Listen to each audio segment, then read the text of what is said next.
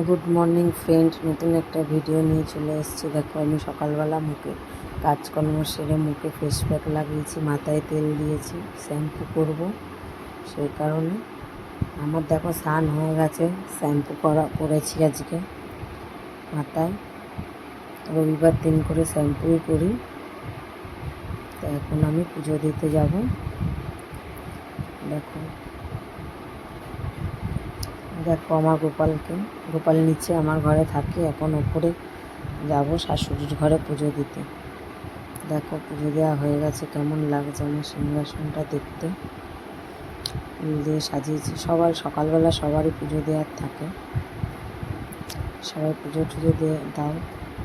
পুজো দেওয়া আমার কমপ্লিট হয়ে গেছে। এরপর দেখি রান্না বান্না কী করা যায়। সকালবেলা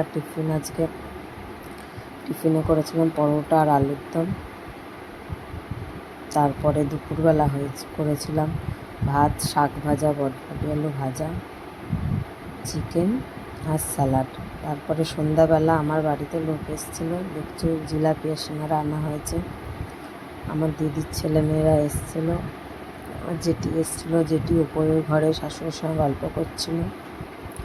তারপর ভাবলাম একটু নেল পালিশ করে নিই। দেখো নেল পালিশ করেছি, কেমন লাগছে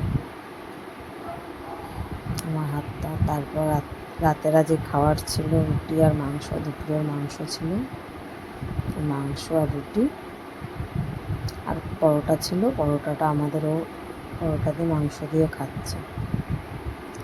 তো আজকের ভিডিওটা এখানেই শেষ করব। শুভরাত্রি, সবাই ভালো থেকো।